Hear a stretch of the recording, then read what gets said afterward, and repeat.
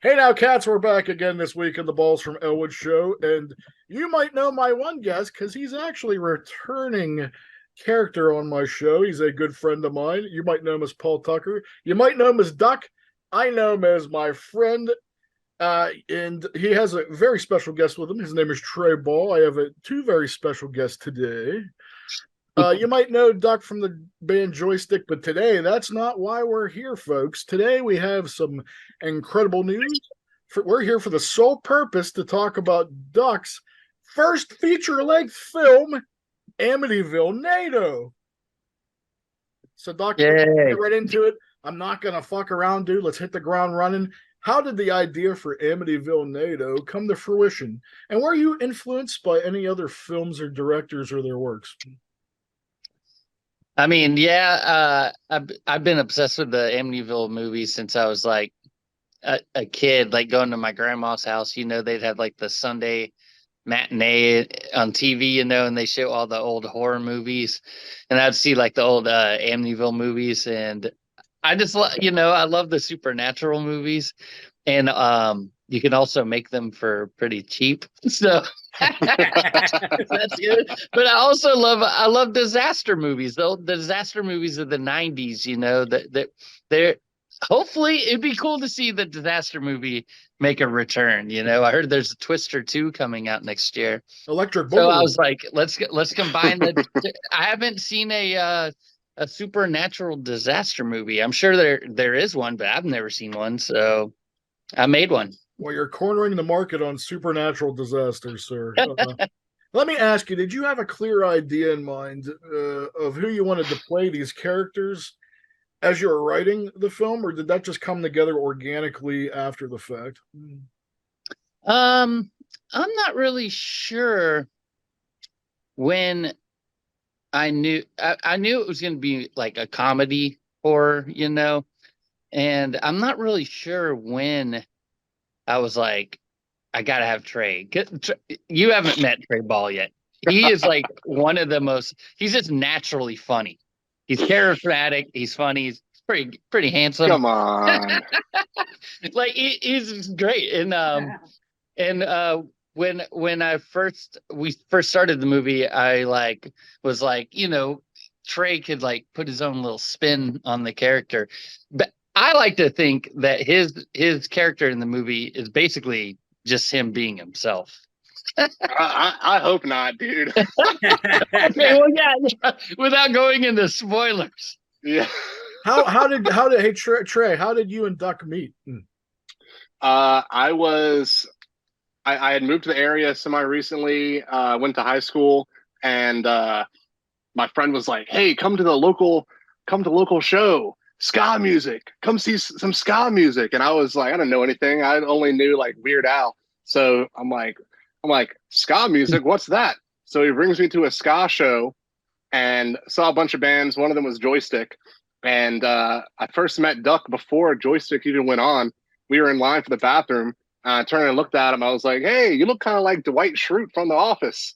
And he like, I forgot what his exact response was, but I didn't know that I was talking to a ska legend right there in the bathroom. Shut the fuck up, dude. Shut the fuck up.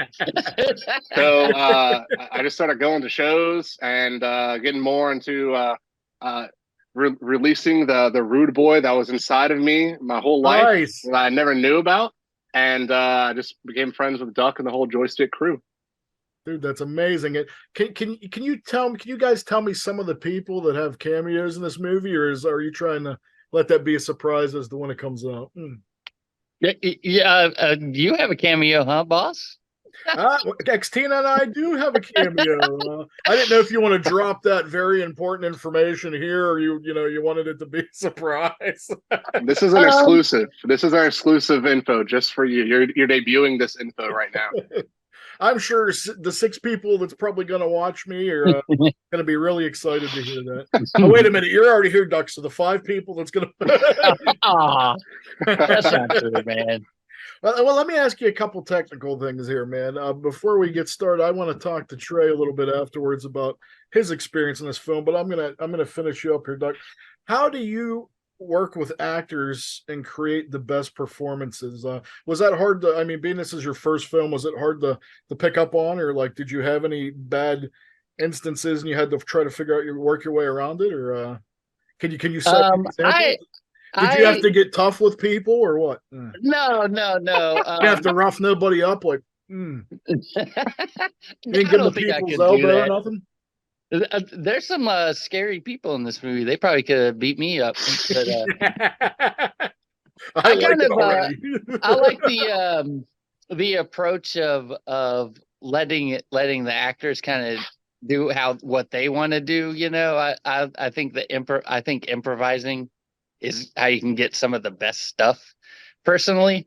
But we have like there's a team of three of us. There's three producers on the film. Mhm. And one of the producers, he's made a couple feature lengths before, so he kind of took me under his wing and like showed me how things worked. So yeah, I What was wasn't the going in best piece of completely blind. info that he taught you? What's that? What was the best piece of info that he taught you from his past experience? Be patient. Be patient.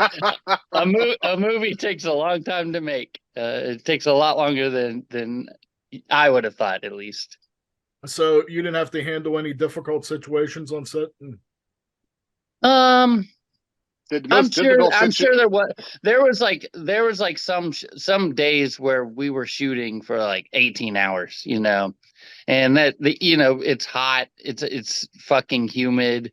We're like filming in like old abandoned dusty like ran down buildings. It's kind of like being on tour. The hardest part was it's getting everybody together at the same time, making sure that everybody arrived at the same time. Yeah.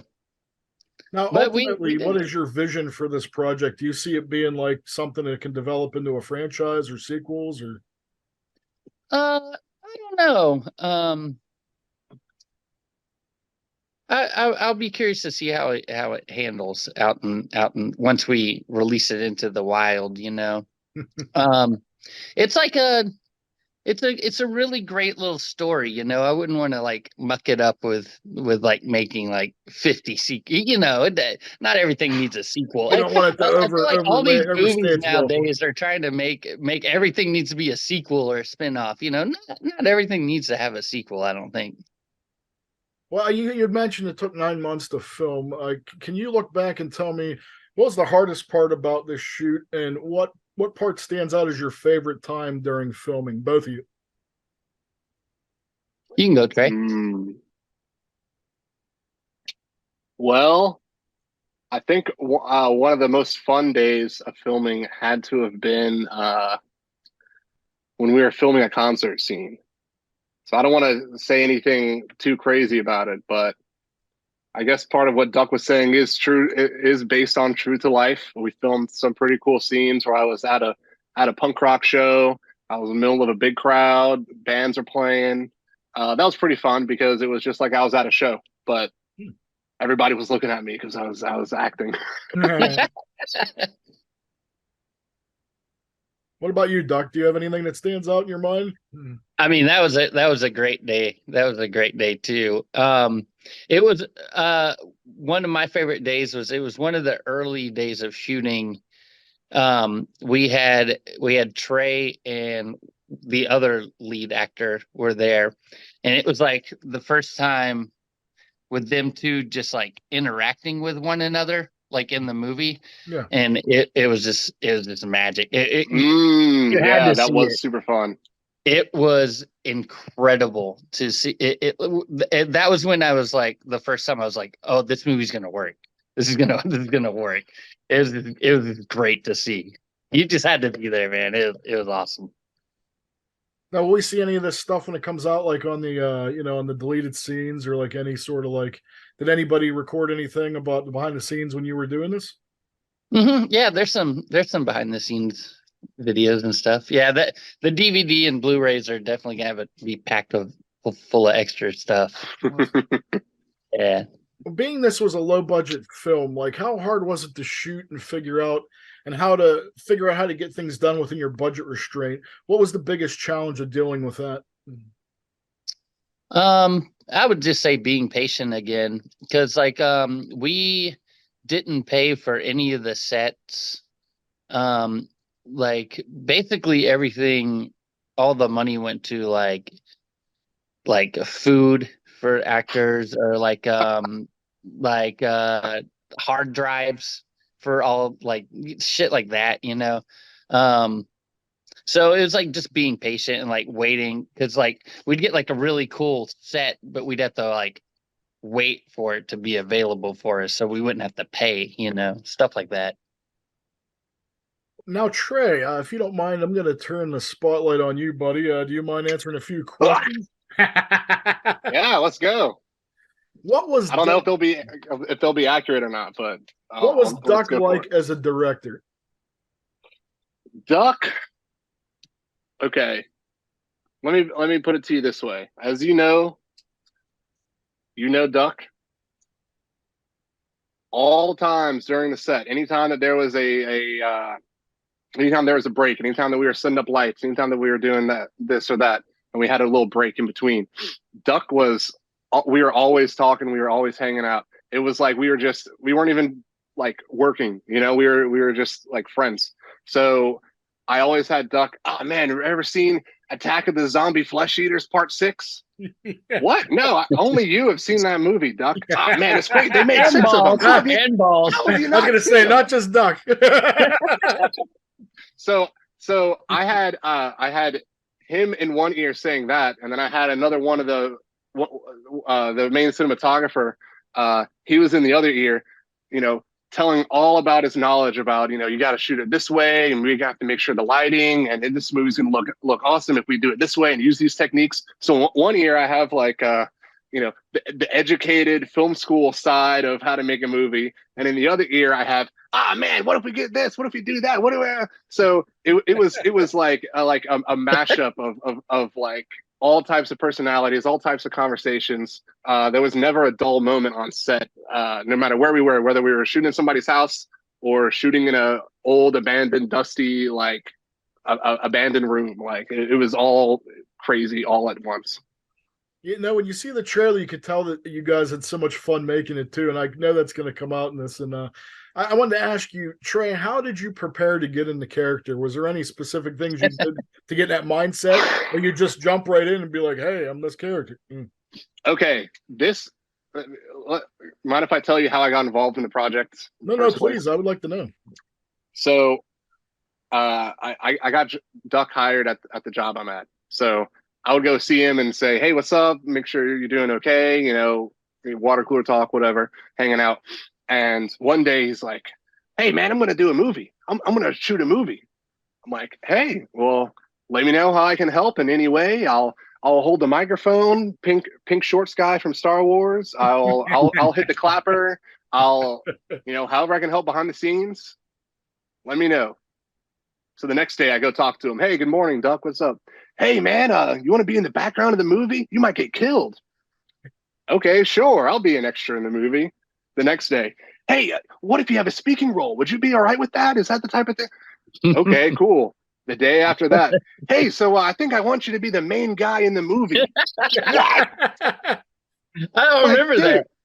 Dude, like this is like literally from Monday to Friday. Like I just got more and more involved in the movie, and he was like, "The best thing about the movie is that it's gonna be based on you. So we're gonna have like a lot of improv, and you'll have to say key things, and it's gonna be you're pretty much gonna play yourself. You're gonna be playing a character based on yourself. So, except for a very obvious thing that happens in the movie, which I'm not gonna spoil anything. Other than that, it's pretty accurate to myself. I didn't have to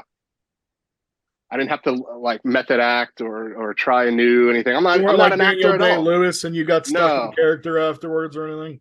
Oh, You didn't think you were Abraham Lincoln after you were done, or? I half of the time that I was in the movie, I didn't want to be the character that I was because of the horrendous things happened to my character. Well, it's funny you say that, Trey, because that leads into my next question. What was the hardest part of your role during filming? Can you say? Okay. Let's say that I go through. This isn't a body horror movie, but but there are some horrifying things that happen to my body in it, and Why are you making that and face, boss? there were some there's a key scene where my body goes through a very explosive change. So we would film and we would film and the direction was this is about to happen to you. Look like you're in pain. Look like you're keeled over in agony. Everyone else is going to walk through the door normal, but Trey, you're going to be you're going to be in pain. You're going to be limping through the door. And it seemed like every scene, it was you're keeled over, you're on the floor, everyone's talking, and then you collapse. And every scene, I was like, oh, you're in more pain. You're in more pain. We shoot the next day. You're in more pain. This is the most pain you've ever felt in your life. It's about to happen. It's about to happen. So we shoot the scene where, not going to spoil anything. We shot a very explosive scene, and I thought, oh, finally, I can breathe a breath of fresh air. I can finally, I can stand heroic with the rest of the crew. Little did I know. Well, this thing just happened to you. You're in so much pain. You're not going to be standing up, and you're not going to be running to the scene with the rest of them. You just went through this traumatic experience. You're going to be crawling on hands and knees across the floor. That was probably the hardest part, is that I never knew when the madness was going to end. How hard was it to pull off special effects on a low budget? We have one of our actors, he also does special effects. So a lot of that stuff is being done in post, which is why we have the Indiegogo. I'm getting there, sir. I'm getting there. Yeah. Actually, I just have one more thing, and I really want to talk about that because real ultimately, this whole episode is in fact important for that reason. I really feel like people need to support you so you can finish this film, but we'll get there. I actually wanted to ask you before we close, what if you can draw one experience from making this first film, both of you actually, what's the one experience that you develop through this that you can actually put towards your next project, your next film, and you think you learned it'll make it easier? You want to go first, Trey? I'm trying to think. Wow, thanks. No, one thing that I would say that I learned is know what you're signing up for before you commit to a project. There was just like a real real tornado. This project got out of control. It was supposed to be like a 3-day shoot, but then we kept shooting so much more extra stuff, and things just got better. The performances got better. The storyline got better. Things just started building and building up that it turned into a 9-month shoot. So that's kind of hard to do when half of the crew is in a band going on tour to Canada, and the other half works a 9-to-5 job. The other half works a night job. Know what you're signing up for and be prepared to see the whole project from beginning to end. Excellent. Yeah, definitely. I think on my next movie, I will have a firmly set script in place before I start shooting. Yeah, for sure. And I know little changes will be made along the way, but yeah, stick to the script. Well, gentlemen, in close, thank you for being here. But I actually want to talk. I actually want to end this episode with something very important. I know you're done filming, correct? But there's still some things that need finishing up. Can you tell us how to keep up with the progress of Amityvillenado, and how you can contribute to getting this film done and out to us fans' eyeballs? Can you tell me a little bit about the Indiegogo process and some of the perks that you could get from helping you guys out to finish this film? Sure. You can follow us on Facebook or Instagram. It's just Amityvillenado. And the Indiegogo It's going to help us like with audio, like polishing up the audio, scoring the movie, coloring the movie, the special effects that need to be done afterwards, like little things that and big things that you wouldn't think of that need to be done to just finish the film. And you can get shirts, you can get posters, you can get IMDb credits, you can get early access to you can see the movie before anybody else. There's all kinds of perks on the Indiegogo, so definitely go check that out. Well, thank you guys so much. I'm going to make sure I've been trying to spread the word. I want everybody that's watching and listening, go help these guys get this movie made. I firmly believe in this project. Duck, I love you. Trey, it was a pleasure meeting you, sir. Yes. Love you guys, peace and love, and let's get Amityvillenado finished. Do you have a time frame, you think, as to, if all goes well and you're able to do this, do you have a time frame as to when you think it'll be released? I don't know when it's going to be released to the public yet, but we're hoping to start submitting it to film festivals in December. Oh, nice. So that'll be cool. Yeah, we want to like take it around and might be up in your area, balls. Oh, I'll tell you what, we will party hardy, friends. If you come to my area, we will show you how it's done. So that sounds awesome. Thank you so much, guys. Thank you for giving me some time to talk about Amityvillenado. You heard it, cats. Go support this film. Go help Duck finish it. Go see Trey Ball in Amityvillenado. Love you, gentlemen. Peace and love. Peace and love.